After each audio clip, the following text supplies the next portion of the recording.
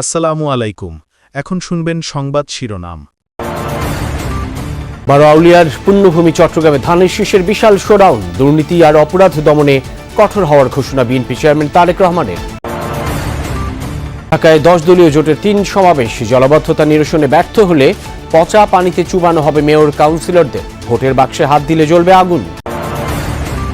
বাংলাদেশে নির্বাচনের আবহ, অলি-গলি, পাড়া মহল্লা সরগরম, প্রার্থীদের পদচারণায় ভোটারদের নিরাপত্তায় সর্বোচ্চ গুরুত্ব কমিশনের।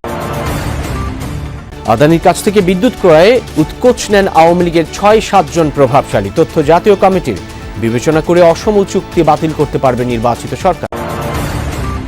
25,500 কোটি টাকা বাড়ছে রূপপুর বিদ্যুৎ কেন্দ্রের খরচ, অন্তর্বর্তী সরকারের শেষ একনেকের সিদ্ধান্ত, বিদেশি ঋণের দিকে তাকিয়ে না থাকার সুপারিশ। ছাত্রলীগের সাদ্দামের স্ত্রী সন্তানের জানাজায় অংশ নিতে না পারার খবরে আলোচনা সমালোচনা, প্যারোলের আবেদনই করেনি পরিবার, দাবি স্বরাষ্ট্র মন্ত্রণালয়। এতক্ষণ শুনছিলেন সংবাদ শিরোনাম, এবার বিস্তারিত। নতুন করে আবার যেন কেউ ভোটের অধিকার ও কথা বলার অধিকার কেড়ে নিতে না পারে, এজন্য সতর্ক থাকার আহ্বান জানিয়েছেন বিএনপি চেয়ারম্যান তারেক রহমান। বলেন, শুধু ভোট দিয়ে নয়, ভোট হিসেব করে ঘরে ফিরতে হবে।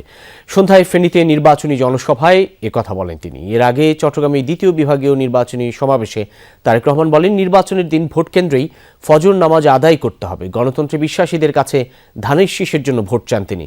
পোলো গ্রাউন্ডে জনসমুদ্রে জনতার কাছে প্রতিশ্রুতি দেন, ক্ষমতা এলে টুটি চেপে ধরবেন দুর্নীতির, খালেদা জিয়ার সরকারের মতো কঠোর হবেন অপরাধ দমনে।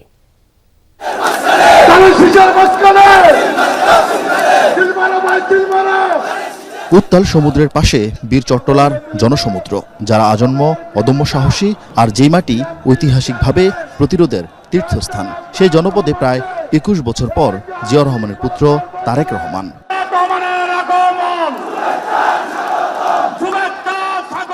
বারোয়াউলিয়ার পূর্ণভূমিতে ধানের শীষের নয়া কাণ্ডারিকে সাদরে সম্ভাষণ জানায় সংগ্রামী সমাবেশ। রীতি ভেঙে মঞ্চে ওঠার আগে জনতার সাথে কুশল বিনিময় করেন তারেক রহমানও। কি সমতল, কি পাহাড়, কি ধর্ম, কি বা বর্ণ, আজ যেন চট্টগ্রামের সবার একটাই ঠিকানা, পোলো গ্রাউন্ড ময়দান।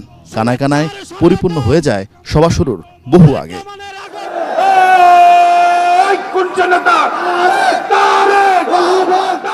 2012 সালে এই ময়দানে সমাবেশ করেছিলেন প্রয়াত বিএনপি চেয়ারপারসন খালেদা জিয়া।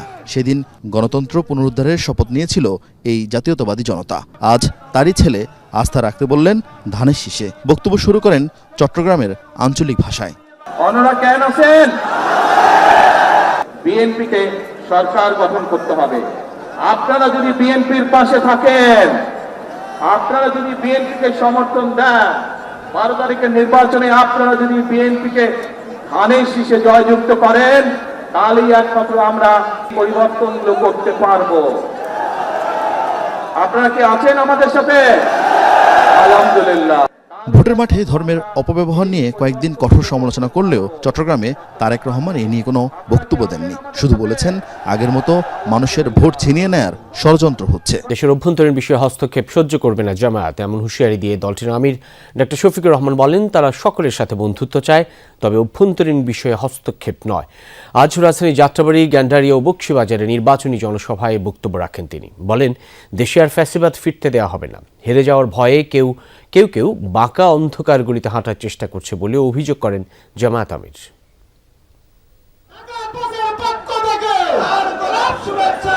উত্তরবঙ্গে দুদিনের সফর শেষে এবার ঢাকার নির্বাচনী মাঠ চষে বেড়াচ্ছেন জামায়াতের আমির ডাক্তার শফিকুর রহমান। রোববার সকালে রাজধানীর যাত্রাবাড়িতে 11 দলীয় জোটের জনসভায় অংশ নেন তিনি। দুপুর 12টা নাগাদ সমাবেশ মঞ্চে হাজির হন জামায়াতের আমির ডাক্তার শফিকুর রহমান। রোববার সকালে রাজধানীর যাত্রাবাড়িতে 11 দলীয় জোটের জনসভায় অংশ নেন তিনি। দুপুর 12টা নাগাদ সমাবেশ মঞ্চে হাজির হন জামায়াতের আমির ডাক্তার শফিকুর রহমান। এ সময় স্লোগানে মুখরিত হয় পুরো এলাকা। প্রধান অতিথির বক্তব্যে তিনি গণভোটে হ্যাঁ জয়যুক্ত করার আহ্বান জানিয়ে বলেন, দেশে আর ফ্যাসিবাদ দেখতে চাই না। যারা জনতার এই মনের ভাষা বুঝতে পারছেন না, জনগণ 12 ফেব্রুয়ারি তাদের এই ভাষা বুঝিয়ে দেবে। দেশে কোনো ফ্যাসিবাদী শাসন কায়েম হবে, দেশের জনগণের অর্থে কিনা অস্ত্র থেকে গুলি তাদের বুকে ছোড়া হবে, আর দেখতে চাই না। এই ফেসিবাদের সকল জড় যদি কেটে দিতে হয় 12 তারিখ ইনশাআল্লাহ গণভোটে হা বলতে হবে। জামায়াত সরকার গঠন করলে নারীদের নিরাপদ কর্মসংস্থান গড়ে তোলার প্রতিশ্রুতি দেন ডাক্তার শফিকুর। অঙ্গীকার করেন কর্মজীবী নারীদের জন্য ইভিনিং বাস সার্ভিস চালু করার। আমরা কথা দিচ্ছি ঘরে, চলাচলে এবং কর্মস্থলে 3টা জায়গায় আপনাদের জন্য আমরা ইনশাআল্লাহ সর্বোচ্চ গুরুত্ব দিয়ে নিরাপত্তা নিশ্চিত করব এবং মর্যাদা আপনাদের হাতে তুলে দেব। কোনো জালিম আপনাদেরকে আর ইফটিজিং করার দুঃসাহস দেখাবে না। যাত্রাবাড়ির জনসভা শেষে জামায়াতের আমির যোগ দেন গেন্ডারিয়ার ধূপখোলা মাঠে। ঢাকা 6 আসনের নির্বাচনী জনসভায় উপস্থিত ছিলেন 11 দলীয় জোটের নেতারা। এ সময় ডাক্তার শফিকুর রহমান বলেন, দেশের অভ্যন্তরীণ বিষয়ে হস্তক্ষেপ সহ্য করবে না জামায়াত। বাংলাদেশের মানুষ যখন মুক্তির সন্ধানে তাদের সিদ্ধান্ত নিতে যাচ্ছে, তখন আমাদের আভ্যন্তরীণ ব্যাপারে অনেকে প্রকাশ্যে হস্তক্ষেপ করছেন। আমরা তাদের প্রতি বিনয়ের সাথে শক্ত কণ্ঠে অনুরোধ জানাবো, মেহেরবানি করে আমাদের আভ্যন্তরীণ বিষয়ে আর নাক গলাতে আসবেন না। এতদিন নাক গলে যে তরল পদার্থ বের হয়েছে, মেহেরবানি করে টিস্যু দিয়ে এখন একটু সামলে নেন। জাতীয় নির্বাচনে সারা দেশে জমে উঠেছে প্রার্থীদের প্রচারণা। সকাল থেকেই ব্যস্ত সময় কাটাচ্ছেন প্রার্থী ও কর্মী সমর্থকরা। পাড়া মহল্লা উলিগুলি চষে বেড়াচ্ছেন তারা। শুনছেন ভোটারদের সমস্যার কথা, দিচ্ছেন নানা প্রতিশ্রুতি। শহর থেকে গ্রাম, সারা দেশ জুড়েই ত্রয়োদশ জাতীয় সংসদ নির্বাচনের প্রচারণা। বিরামহীন পথসভা, গণসংযোগ, লিফলেট বিতরণ ও উঠান বৈঠকে ব্যস্ত প্রার্থী, কর্মী ও সমর্থকরা। ঠাকুরগাঁও 1 আসনে বিএনপি প্রার্থী দলের মহাসচিব মির্জা ফখরুল ইসলাম আলমগীর বনুয়াগাঁও এলাকায় পথসভা করেন। বিজয়ী হলে দেশ ও মানুষের উন্নয়নে কাজ করার প্রতিশ্রুতি দেন তিনি।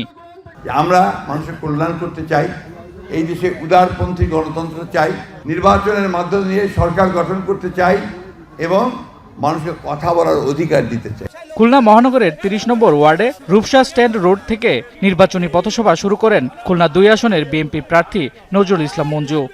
আমাদের নেতা তারেক রহমান তিনি বাংলাদেশে পা দিয়ে বলেছেন আই হ্যাভ এ প্ল্যান। তিনি একটা পরিকল্পনা নিয়ে আসছেন, সেই পরিকল্পনা নিয়ে একটি সমৃদ্ধ বাংলাদেশ গঠন করবেন।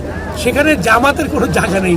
খুলনা 3 আসনের প্রার্থী রকিবুল ইসলাম বকুল দৌলতপুর বাজার থেকে শুরু করেন প্রচারণা। অংশ নেন লিফলেট বিতরণ ও পথসভায়।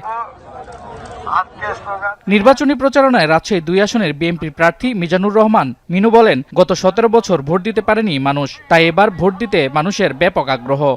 ধানের শীর্ষের জনসভায় আমাদের দলের চেয়ারম্যান রাশেতে আসবে, বরেন্দ্রভূমি মাটির সন্তানেরা, হযরত শাহ মখদুম রূপসমাজের সন্তানেরা সবাই